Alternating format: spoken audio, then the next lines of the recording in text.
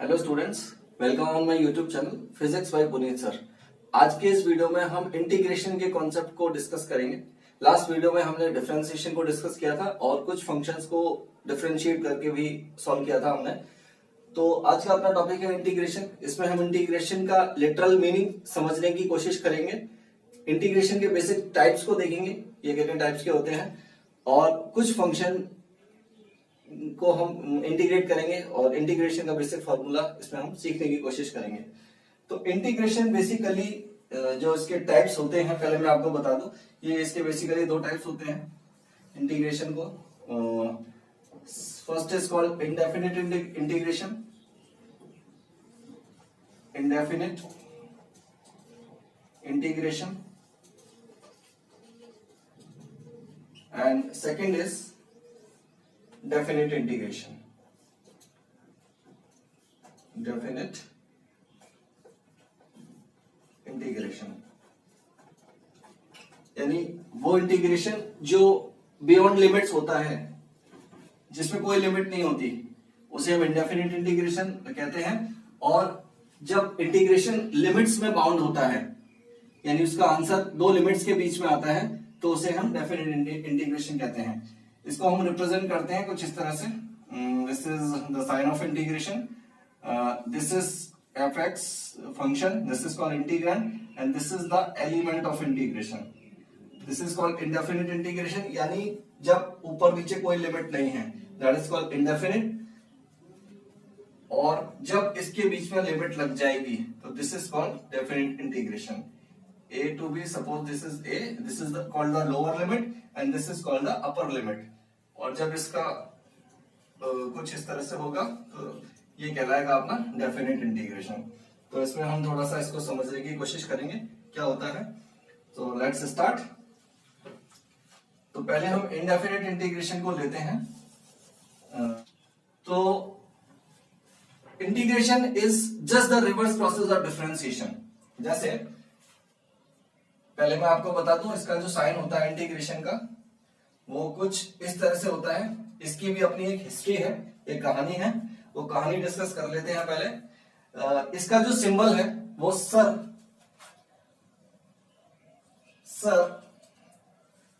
Gottfried Willem Lebanese. आपको इतना लंबा नाम याद रखने की जरूरत नहीं है, आप शॉर्ट में लेबनीज को भी याद रख सकते हैं। वैसे तो कोई पूछता नहीं है, लेकिन मैं आपको जस्ट आपकी नॉलेज के लिए आपसे शेयर कर रहा हूं। इंटीग्रेशन का लिटरल मीनिंग होता है to find the sum of, यानी अगर हम इसको मेमोराइज करने की कोशिश करें तो इसको हम याद करेंगे, टू फाइंड और calculate the sum of any function और सम ऑफ एनी एरिया। तो जब छोटे छोटे एरियाज को हम का सम कैलकुलेट करते हैं तो उसके लिए हम एक नोटेशन यूज करते हैं, दैट इज कॉल्ड समेशन, और this is called the sigma. But जब हम बहुत बड़े बड़े एरियाज का सम कैलकुलेट करते हैं तब ये समेशन फेल हो जाता है, फिर हमें यूज करना होता है इंटीग्रेशन। तो सर लेबनीज ने क्या किया, इस समा वर्ड का ये पहला वर्ड एस लिया और इसे खींच के लंबा कर दिया तो कुछ इस तरह का सम निकल के, इस तरह का सिंबल निकल के आया, और उन्होंने इसे नाम दिया इंटीग्रेशन।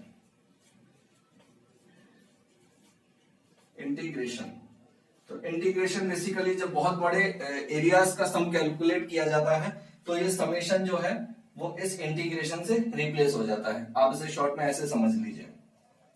ओके, सो बस इसमें और ज्यादा बियॉन्ड में जाने की जरूरत नहीं है, अपन को बस इतना ही समझना है। और कुछ फंक्शंस का इंटीग्रेशन हम अब देखेंगे, और ये डिफरेंशिएशन का रिवर्स प्रोसेस कैसे होता है उसे आप समझेंगे। तो पहले इंडेफिनिट इंटीग्रेशन पे बात कर लेते हैं। चलिए पहले अपन थोड़ा सा डिफरेंशिएशन का फॉर्मूला देखते हैं। फिर जैसे हमने सपोज कीजिए हमने कोई फंक्शन लिया था,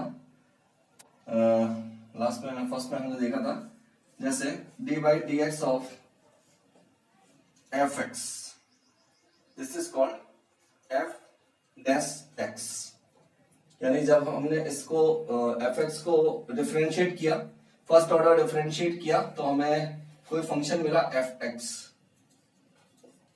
गॉट इट। अब हम अगर this is called the original function and this is called the new function. अब अगर हम इस न्यू फंक्शन को इंटीग्रेट कर दें, so we will get the original function f x. इस तरह से हमने देखा कि हमने कोई फंक्शन लिया और उस फंक्शन को हमने डिफरेंशिएट कर दिया एक्स के रेस्पेक्ट में, हमें एक नया फंक्शन मिला एफ एक्स। इस नए फंक्शन एफ एक्स को अगर हम इंटीग्रेट कर दें तो अब हमें ओरिजिनल फंक्शन मिल जाएगा जो हम लेकर चले थे स्टार्टिंग में। This is the concept of integration. So we can say that integration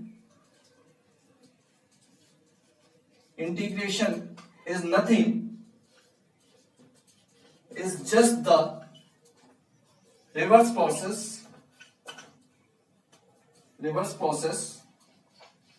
of differentiation.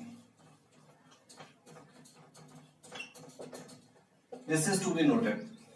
It is nothing but just the reverse process of differentiation. अगर हम किसी फंक्शन को डिफरेंशिएट करें और उस न्यू फंक्शन को अगर वापस इंटीग्रेट कर दें तो हमें ओरिजिनल फंक्शन मिलेगा। कैसे देखते हैं, इसे अगर आप नोट करना चाहें तो कर लीजिए, बाकी अभी हम प्रॉब्लम्स करेंगे उसमें काफी कुछ क्लियर हो जाएगा। कर लिया? Let y is equal to x square लेते हैं, ठीक है। इसको हम डिफरेंशिएट करते हैं, that is dy by dx is equal to, ये अपना आएगा that is 2x, got it. अच्छा, अब अगर इस 2x को हम इंटीग्रेट करें तो इसे इंटीग्रेट करेंगे हम, तो इंटीग्रेशन के लिए फॉर्मूला लिखेंगे, ये 2x और ये dx। इसको अभी मैं आपको बताऊंगा कि इसमें कैसे कैसे सेपरेशन होता है। चलिए मैं एक बार आपको बता देता हूं।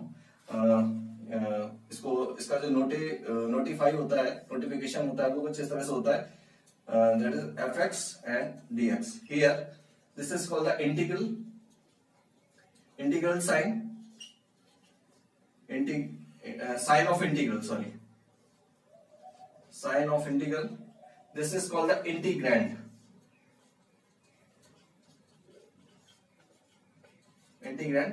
and this is called the element of integration, element of integration. This is called the sign of integration, this is called the function और integrand जिसको हमें इंटीग्रेट करना है, और dx जिसके रेस्पेक्ट में हमें इंटीग्रेट करना है। ये दोनों चीजें सिमिलर होनी चाहिए, क्योंकि अगर ये चीजें वेरी करेंगी तो फिर इंटीग्रेशन नहीं। तो अब हम इसके इंटीग्रेशन के कुछ फॉर्मूलाज देखते हैं, उसमें काफी चीजें क्लियर हो जाएंगी। बायो वाले स्टूडेंट्स इसको थोड़ा सा सीरियसली लें, क्योंकि बायो वाले स्टूडेंट्स को इंटीग्रेशन में काफी प्रॉब्लम आता है। तो जैसे इसका सबसे पहला फॉर्मूला है, फॉर्मूलास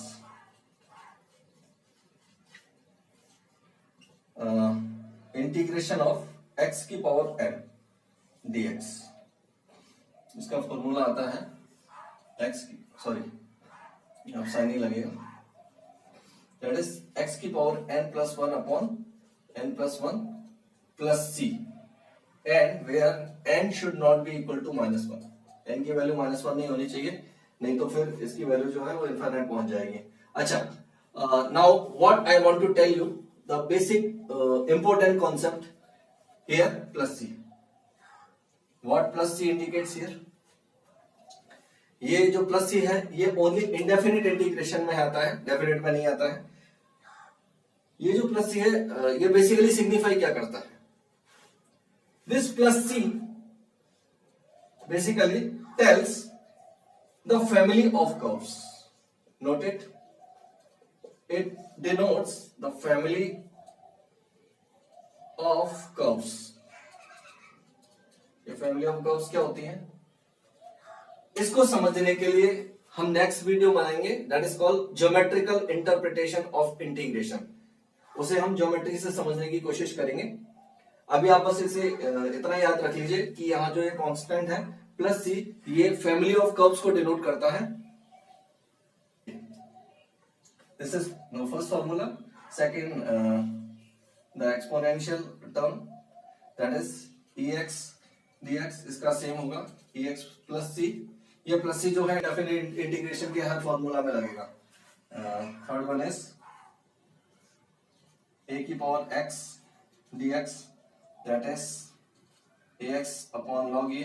वहां डिफरेंशिएशन के फॉर्मूला में हमने देखा था कि जब हमने इसको डिफरेंशिएट किया था तो ये मल्टीप्लाई में आया था। इस बार ये डिनोमिनेटर में यानी डिवाइड में आएगा। Fourth one is suppose dx, यानी इस बार जो इंटीग्रेंड है उसकी वैल्यू 1 है तो इसका इंटीग्रेशन क्या होगा इसको हम देखेंगे। जब यहाँ पे कुछ नहीं है तो हम यहाँ मान सकते हैं कि यहाँ 1 है और इस 1 को हम लिख सकते हैं x की power 0 dx, because we know that if any number whose power is 0 is equal to 1, we know that, okay। तो हम इसको इसी फॉर्मूला से, फॉर्मूला नंबर 1 से इसको इंटीग्रेट करेंगे तो इसकी वैल्यू आएगी x की power 0 plus 1 upon 0 plus 1, that is ये हो जाएगा x 1 upon 1 that is x plus c। तो अच्छा, इसको शॉर्ट में समझने की भी एक ट्रिक है। अगर अपने पास ऑपरेट फॉर्मूला कुछ इस तरह से है dx, तो आप इसे ऐसे समझ लीजिए कि ये इंटीग्रेशन साइन और ये डिफरेंशियल का d, ये दोनों एक दूसरे को कैंसिल कर देंगे और अपने पास खाली ये वेरिएबल रह जाएगा दैट इज x प्लस सी। तो ये इसमें कुछ फॉर्मूलाज हैं बेसिक। वैसे इंटीग्रेशन अपने आप में एक बहुत ह्यूज, बहुत लास्ट टॉपिक है जिसे फुल इस वीडियो में समझाना पॉसिबल नहीं है, क्योंकि 12th का बेसिक टॉपिक है इंटीग्रेशन, और इंटीग्रेशन के कई सारे टाइप्स होते हैं, कई सारी फॉर्म्स होती हैं। टाइप्स तो 2 ही होते हैं, सॉरी, कई सारी फॉर्म्स होती हैं, तो उन्हें सॉल्व करने के कुछ मेथड्स हैं। तो यहाँ हम उतना ही इंटीग्रेशन सीखेंगे जो कि फिजिक्स में काम में आता है, यूज में आता है। सारे फॉर्म्स को एक्सप्लेन करना इस वीडियो में पॉसिबल नहीं है, तो कुछ बेसिक जो टर्म्स हैं, कुछ बेसिक जो फॉर्मूलाज हैं इंटीग्रेशन के, वो हम देखते हैं जितना फिजिक्स में यूज आएगा। बाकी जैसे जैसे अपने लेक्चर आगे चलते जाएंगे, जो रिलेटेड फॉर्मूलाज है वो मैं आपको बताता जाऊंगा। ओके, तो इसे अगर आप नोट करना चाहें तो कर लीजिए। ओके, जैसे क्वेश्चन लेते हैं अपन, let y is equal to x square. इसको हमें इंटीग्रेट करना है, तो इंटीग्रेट करने के लिए भाई इजी मेथड, इंटीग्रेशन का साइन लगाइए, इस फंक्शन को रखिए, this is called the integrand, और वेरिएबल लगा दीजिए एक्स स्क्वायर। तो x की पावर n से हम इसको ऑपरेट कर देंगे, that is x cube upon 3 plus c। Here plus c is the constant of integration, ये मैंने आपको बताया था। अब मैं what I want to tell you कि how integration is the reverse process of differentiation। ये जो हमें फंक्शन मिला है, एक बार हम इसे डिफरेंशिएट करके देखते हैं हमें क्या मिलता है। यहां ले लेते हैं dy dx of x cube upon 3 plus c, इसको हम डिफरेंशिएट करते हैं। तो इस पे वही u प्लस v मेथड से इस पे हम ऑपरेटर को ऑपरेट कर देते हैं, यहां लगा देते हैं। चलिए, dy dx of x cube upon 3 plus dy dx of c, ठीक है। 3 कांस्टेंट है, so we can take out from the operator, we get 1/3 dy dx of x cube alone, and plus the from the basic first formula of differentiation we know that the differentiation of a constant number is 0। ये constant है यहाँ पे, तो इसकी value 0 हो जाएगी और ये आ जाएगा 1/3 और ये हो जाएगा आपका 3x स्क्वायर, 3 से 3। तो हमें क्या मिला यहाँ, जो फंक्शन हम ओरिजिनल फर्स्ट लेके चले थे शुरुआत में, वही फंक्शन हमें यहाँ पे मिला। So we can say that differentiation and integration are just the reverse process. Okay, तो ये हमने एक इजी सा फॉर्मूला इसका देखा।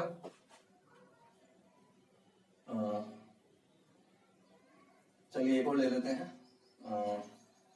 सपोज कीजिए अब इसमें u प्लस बी रूल हम ले रहे हैं। एक कोई दो फंक्शंस हैं जो प्लस या माइनस की फॉर्म में है। तो जैसा डिफरेंशिएशन में सीखा था हमने, जस्ट सेम मेथड होगा यहाँ पे। तो हम कोई दो फंक्शंस लेते हैं, लेट कुछ इस तरह से लेते हैं, y is equal to root x plus 1 upon root x, ये लेते हैं और इसको हमें इंटीग्रेट करना है x की टर्म्स में। तो वही फॉर्मूला लगा दीजिए, integration of y dx, y की वैल्यूज पुट कर दीजिए, root x plus 1 upon root x dx, same इसको अलग अलग लगा दीजिए, root x dx plus 1 upon root x dx, that is इसकी पावर हो जाएगी हाफ dx प्लस इसकी पावर हाफ और वो ऊपर जाके नेगेटिव, तो ये हो जाएगा x की power minus half dx। Okay, अब इसको ऑपरेट कर दीजिए इंटीग्रेशन के सिंबल को। तो ये हो जाएगा x की power half plus 1 upon half plus 1 plus x की power minus half plus 1 upon minus half plus 1। ये आपका आ जाएगा यहां से, दैट इज x की पावर 3/2 बाई 3/2 और प्लस x की पावर हाफ अपॉन x की पावर हाफ, सॉरी यहाँ अब x नहीं आएगा, upon half plus c is the constant of integration again. So we will gate 2/3 x की पावर 3/2 प्लस 2 x की power half plus c. So this is the final answer. Okay. ये इस तरह से इंटीग्रेशन होता है।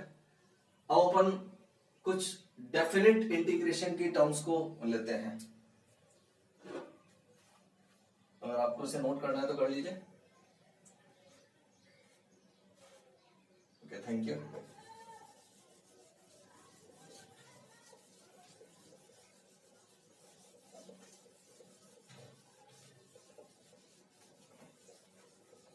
बहुत सारे क्वेश्चंस को सॉल्व करवाना पॉसिबल नहीं है, नहीं तो वीडियो की लेंथ बहुत ज्यादा हो जाएगी। कुछ डेफिनेट इंटीग्रेशन के क्वेश्चंस को हम सॉल्व करेंगे। तो एक बार डेफिनेट इंटीग्रेशन का हम कॉन्सेप्ट समझ लेते हैं।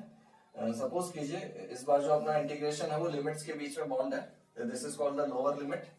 एक मिनट लिख लेते हैं यहाँ पे, this is called the lower limit and this is called the upper limit, and this is the integration fx and this is variable dx। तो इसे अब हम इस तरह से लिखते हैं, a to b fx dx, और ये हमें फंक्शन मिला f, कोई नया फंक्शन मिला fx, गॉट इट। तो अब हम इसे इस तरह से ऑपरेट करेंगे, ये एक ब्रैकेट लगेगा और ये लिमिट्स अब ब्रैकेट में आ जाएंगी।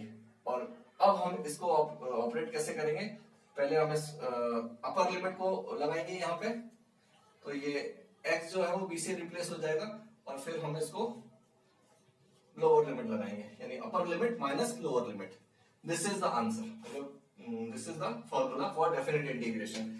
Definite how we apply the limits in definite integration, इस तरह से अप्लाई करते हैं। तो जैसे सपोज कीजिए अपना कोई इंटीग्रेशन है, सिंपल लेते हैं, y is equal to x square, वही एग्जाम्पल लेते हैं और इस बार ये लिमिट्स में बाउंड है, तो इसकी लिमिट हम ले लेते हैं 3 to 4। इसकी लिमिट हम लेते हैं 3 to 4 और हमें इसको इंटीग्रेट करना है dx। तो पहले क्या करेंगे, पहले इसको जस्ट सिंपल सिंप्लीफाई करेंगे, इसको सिंपल इंटीग्रेट करेंगे, तो इसका आंसर आएगा x³ by 3 और अब हम यहाँ पे इस पे लिमिट अप्लाई कर देंगे 4 to 3। तो 1/3 को हमने बाहर ले लिया और अब ये आ जाएगा 4 क्यूब माइनस 3 क्यूब, यानी पहले हमने इस पे अपर लिमिट अप्लाई की माइनस फिर लोअर लिमिट अप्लाई की। अब इसको सॉल्व कर लीजिए, you will get the answer, that is 1/3 4 cube 16 into 4 24 64 minus 3 3 9 9 3 27 okay. अब इसको माइनस कर लीजिए, दैट इज यहाँ पर लेते हैं 1/3 कितना आ गया 7 8 9 10 11 13 14 7 0 3 4 5 6 37 सही है 7 3 4 5 6 ठीक है ओके।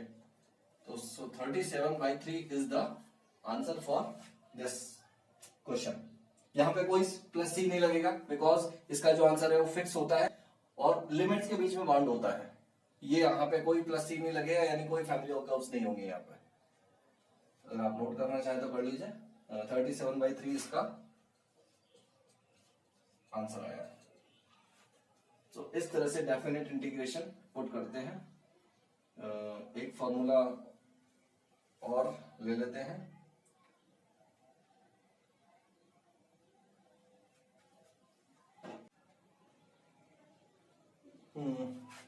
एक क्वेश्चन और ले लेते हैं इसका डेफिनेट इंटीग्रेशन का। सपोज कीजिए कुछ इस तरह से है dv/v और इसकी लिमिट है v1 to v2, यानी कोई वॉल्यूम दे रखा है हमारे पास कुछ इस तरह से। जैसा कि हमने डिफरेंशिएशन के फॉर्मूले में देखा था कि d/dx ऑफ log x, इसका डिफरेंशिएशन होता है 1/x। तो अगर हम इस 1/x को इंटीग्रेट कर दें तो हमें वापस यही फंक्शन मिलेगा log ex। तो इसको मैं इसी टर्म में लिख लेता हूं, दैट इज log ev, और अब इस पे लिमिट अप्लाई कर देंगे, that is v2 to v1, और ये हमें मिल गया log ev2। वही हमने क्या किया, पहले अपर लिमिट लगाई और माइनस करके लोअर लिमिट पुट कर दी यहाँ log ev1 and we get, अब इसको log b minus log a के फॉर्मूले से we can write v2/v1। This is the answer. ये एक प्रॉब्लम और देखी हमने। तो इस तरह से डेफिनेट इंटीग्रेशन की लिमिट्स पुट होती हैं। तो इस वीडियो में हमने इनडेफिनेट इंटीग्रेशन के कॉन्सेप्ट को समझा, डेफिनेट इंटीग्रेशन के कॉन्सेप्ट को समझा और इसका लिटरल मीनिंग इंटीग्रेशन का समझा। अगर आपको, आई होप आपको वीडियो पसंद आया होगा। प्लीज लाइक कीजिए, सब्सक्राइब कीजिए। Thank you so much.